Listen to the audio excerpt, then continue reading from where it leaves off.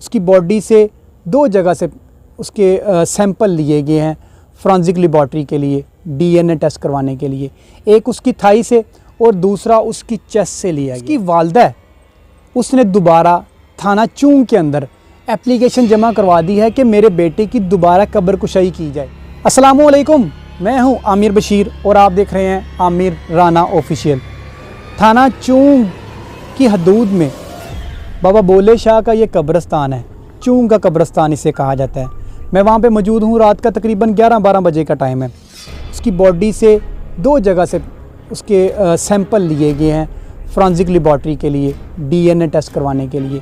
एक उसकी थाई से और दूसरा उसकी चेस्ट से लिया गया है।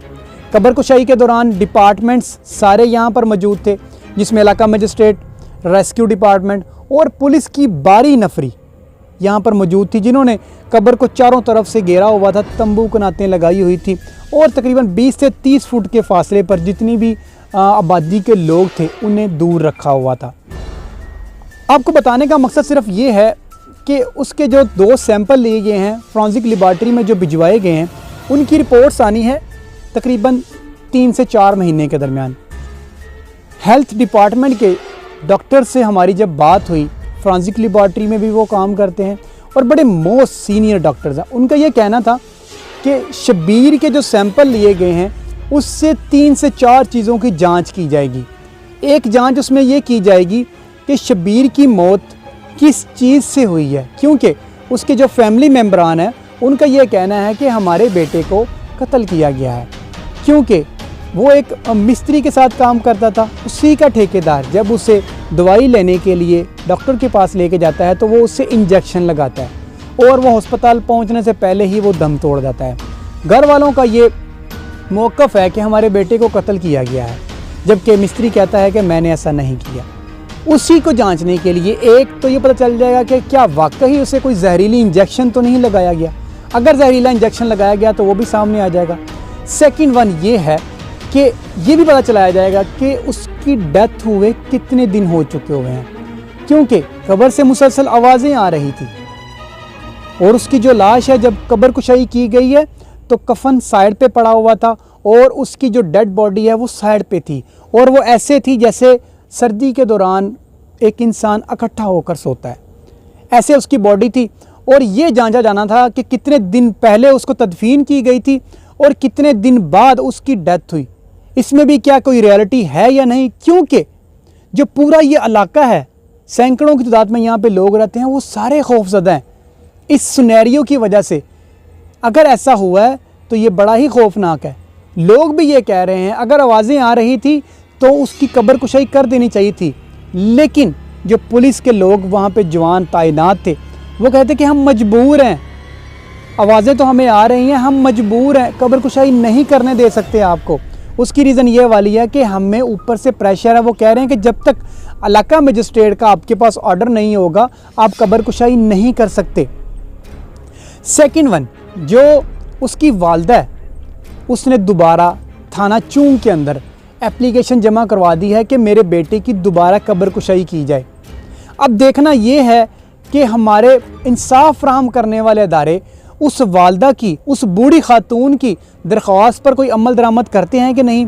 वो दोबारा दरवाज़ा खटखटा रहे हैं कानून का, कोर्ट का, कि हमारे बेटे की कब्र कुशाई की जाए दोबारा और मुझे उसका चेहरा दिखाया जाए, क्योंकि जब कब्र कुशाई की गई है तो उस दौरान पूरा आदम जितना इकट्ठा हुआ था, पूरा गांव, वो बीवी जिसके 2 बच्चे हैं, वो माँ जो पिछले 4 हफ्ते से वहाँ बैठ के अपने बेटे की तस्वीर देखने के लिए तरस रही थी, उसने अपने बेटे की शक्ल नहीं देखी। वो तो मदई थी यार, उसको तो चाहिए था पुलिस वालों के कम से कम उसको, उस माँ को वो चेहरा तो दिखा देते जो उसके बेटे की तदफीन हुई है वहाँ पे, लेकिन उसका चेहरा नहीं दिखाया गया।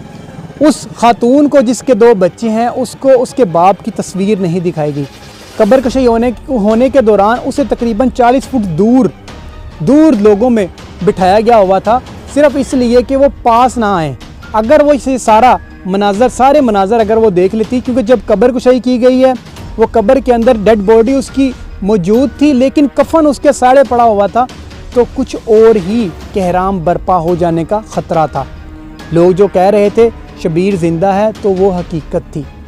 वो कितने दिन ज़िंदा रहा, इसी चीज़ को जांच पड़ताल करने के लिए फॉरेंसिक लेबॉरेटरी में सैंपल भिजवा दिए गए हुए हैं और इससे ये जांच पड़ताल हो जाएगी कि क्या वाकई शबीर जब उसकी कब्र कुशाई की गई तो उस वक्त वो ज़िंदा था, जब उसी दफनाया गया उस वक्त उसकी हालत डेड थी या उसमें सांस बाकी थे। सेकंड वन ये वाली है कि कोर्ट में जब उसकी एप्लीकेशन जमा करवाई गई है तो मंडे वाले दिन इस हवाले से कोई अपडेट आएगी कि क्या वाकई कोर्ट इस बारे में उसको दोबारा हीयरिंग के लिए मुख्तस करती है या उसको रिजेक्ट कर दिया जाएगा, क्योंकि एक बार तो कब्र कुशाई हो चुकी हुई है।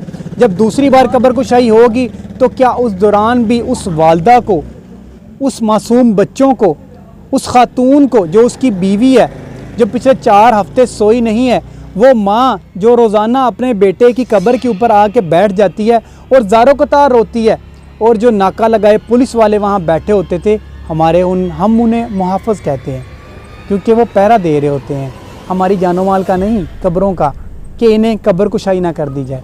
वो उस माँ को 20 फुट दूर बिठा देते थे कि वो माँ पास ना आए। वो रोती थी लेकिन उसके आंसू पूंछने वाला कोई नहीं होता था। गरीब को इंसाफ नहीं यहाँ मिलता। इन्होंने एप्लीकेशन दी थी 5 वीक पहले, 4 से 5 वीक पहले, तकरीबन 1.5 माह के बाद कल उनकी बारी आई थी इंसाफ लेने के लिए। उनकी बारी आई थी कब्र कुशाई के लिए। माँ को ये इत्मीनान था कि मेरा बेटे की तस्वीर देख लूँगी, मैं अपने बेटे का माथा चूम लूँगी, मैं अपने बेटे को जो तदफीन किया गया है मैं उसकी कंडीशन देख लूँगी। उस बाप को ये तसल्ली थी, उस बीवी को और उस बच्चों को, जिसके 2 मासूम बच्चे हैं, उनको ये तसल्ली थी कि वो देख लेंगे कि क्या वाकई उनका जो आवाज़ें नीचे से आ रही थी वो सच है कि नहीं। उस मासूम चेहरे को देख लेंगे, लेकिन उनकी दाद रसी के लिए कोई नहीं आया। उस माँ के आंसू पूंछने के लिए कोई नहीं आया। लेकिन इनकी जगह पे अगर कोई ताकतवर इंसान होता तो हर चीज़ उसको उसकी दहलीज़ पर जाके मुहैया की जाती। लेकिन इनका कसूर सिर्फ ये है कि ये सिर्फ गरीब लोग हैं, इसलिए इनको इंसाफ नहीं मिला। अब देखना ये है कि दोबारा एप्लीकेशन दी गई है कब्र कुशाई के लिए, क्योंकि जो वालदा है, बीवी है, घर के सरबराहान है, वो मुतमिन नहीं है। अब देखना ये है कि उनको दोबारा कब्र कुशाई की इजाज़त होती है या नहीं, या उनकी एप्लीकेशंस को डिसमिस कर दिया जाता है। उनके कोर्ट में हियरिंग से पहले ही उनकी एप्लीकेशन को डिसमिस कर दिया जाएगा। अब देखना ये है। फर्दर अपडेट्स भी इंशाल्लाह हम आपको वक्तन फ़वक्तन प्रोवाइड करते रहेंगे। इसी के साथ अपने मेज़बान को इजाज़त दें। अल्लाह निगहबान।